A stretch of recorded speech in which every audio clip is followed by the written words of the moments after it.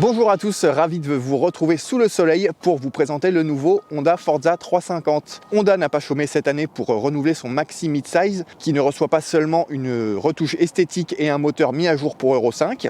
Bon, les retouches esthétiques sont assez légères cette année tout de même. On reconnaît bien le Forza dans son ensemble.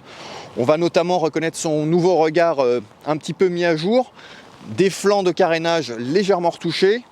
Pareil pour la prise d'air sous le pare-brise qui a été redessinée pour mieux gérer les flux d'air. Honda a également changé sa poignée passager qui passe de l'aluminium au plastique pour gagner un petit peu de poids. Ça marque pas énormément de changements, mais ça fait la petite différence avec l'ancien modèle. Côté moteur, les changements sont un peu plus profonds. On passe à 29 chevaux et 32 Nm de couple grâce à une course de piston et un alésage augmenté. Tout ça pour nous donner des meilleures performances et en vitesse de pointe et en accélération. Pour accueillir ce nouveau moteur, Honda a aussi procédé à quelques changements du point de vue du châssis. On pense notamment au radiateur qui a été replacé devant le réservoir d'essence, même si sous le carénage ça ne se voit pas.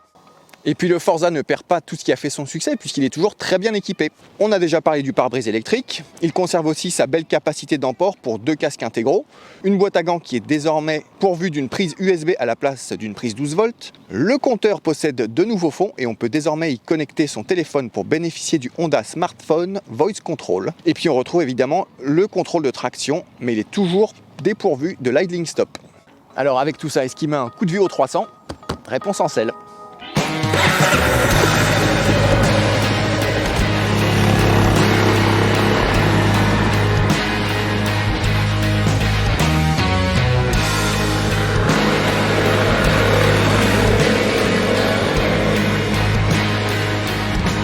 Voilà, comme promis, nous voilà en selle de ce Forza 350. Une selle, ma foi, bien confortable, avec une assise pas trop haut placée. 780 mm, c'est plutôt pas mal pour la catégorie des GT comme ça, hein. On connaît des concurrents qui sont quand même nettement plus haut perchés. Et puis surtout, cette selle, elle est assez affinée vers l'avant, ce qui va permettre à ceux qui ont des plus petites jambes pouvoir nettement poser les deux pieds à plat au sol à l'arrêt. Sinon, au niveau des pieds, on a un plancher qui offre deux vraies positions, hein.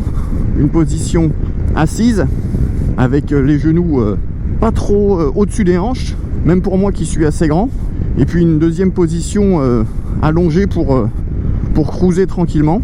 Au niveau des mains, on est plutôt pas mal aussi, bien posé sur le guidon, c'est vraiment parfait en ce qui me concerne. Il y a juste un petit truc, c'est que les leviers de frein sont pas du tout réglables. Ceci dit, ils sont écartés, on va dire, de manière modérée pour convenir à, on va dire, à une grande majorité de conducteurs. Même s'ils sont un petit peu fermes, en tout cas, le feeling est bon sur les premiers tours de roue. Côté protection aussi, le Forza, il est vraiment dans le haut du panier. On retrouve un pare-brise électrique qui offre un débattement de 4 cm supérieur à celui du Forza 300. Il descend et il monte assez rapidement, ce qui permet de très facilement passer d'une position à une autre. On retrouve de l'air qui se dévie facilement au-dessus du casque. Vraiment, je suis très bien protégé. Et ce qui est appréciable, c'est qu'en ville, du coup, il descend tellement bas qu'on va pouvoir vraiment avoir une super vision devant les roues. Donc la protection est plutôt bonne, hein, au niveau du buste et même au niveau des jambes, je dirais, parce que finalement, il a un gabarit de Forza 125, hein, ce 350, ce qui en fait un scooter finalement assez compact pour un maxi scooter mid-size. Bon, tout l'accueil du Forza, on le connaît, hein, c'est un scooter bien né. Mais ce qui change surtout cette année, c'est donc le moteur. Et bonne nouvelle, c'est un vrai régal à utiliser. C'est un moteur qui démarre fort, hein, quand même, qui vibre peu. Et puis en plus, il a pas pris de poids, ce scooter, malgré l'augmentation de cylindrée. Il est toujours à 184 kg tout plein fait. Et puis en plus de ses démarrages sportifs, il offre quand même une belle allonge, hein. Je peux vous dire, notamment sur autoroute, on est environ à un petit peu moins de 7500 tours pour atteindre les 130 km/h. Ce qui fait qu'on tire pas trop dedans. Et puis il peut légèrement passer la barre des 150. Donc ça montre tout son potentiel. En plus de ça, c'est un moteur qui est quand même assez économe. On arrive, en étant assez soigneux et doux sur la poignée, à maintenir les 3,3 litres au 100. Et puis en mode un peu plus normal, un peu plus nerveux quand même, on va dire, et ben on est un peu en dessous des 4 litres au 100. Ce qui nous fait quand même à peu près 300 km d'autonomie. Et puis en plus d'avoir un moteur vraiment agréable à utiliser, le Forza il tient toujours aussi bien la route. avec un comportement vraiment sans reproche, hein. Moi je trouve que le mix jante de 15 pouces à l'avant et 14 pouces à l'arrière, c'est un des meilleurs compromis qu'on puisse trouver pour un scooter GT en termes d'agilité mais aussi de stabilité. Ça freine bien, c'est assez constant, hein. L'ABS n'est vraiment pas trop sensible, hein. Un peu plus sensible forcément à l'arrière, mais vraiment il est plutôt discret. Et le contrôle de traction, c'est idem. Le voyant s'allume et on sent pas vraiment l'action du traction control. Il se met peut-être juste en alerte. Et c'est vraiment quand on force dessus qu'il y a une coupure plus sensible. Mais c'est pas trop violent. Et puis les pneus Pirelli, je pense qu'ils accrochent bien la route aussi. D'ailleurs, ce contrôle de traction, il est déconnectable au guidon via une gâchette. Et d'ailleurs, c'est peut-être un des seuls reproches que je puisse faire au Forza 350, c'est que ce commodo gauche est organisé d'une façon assez particulière. C'est que le bouton de contrôle de traction, pour moi, est placé à la place d'un éventuel appel de phare. Et c'est un peu pareil pour faire défiler les infos au guidon. Enfin bon, si c'est que ça, le problème, on peut vite s'y habituer, quoi.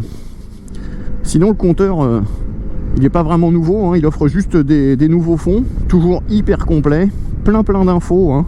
L'autonomie, la consommation instantanée. Bon, évidemment, je vais terminer par le tarif de ce Forza.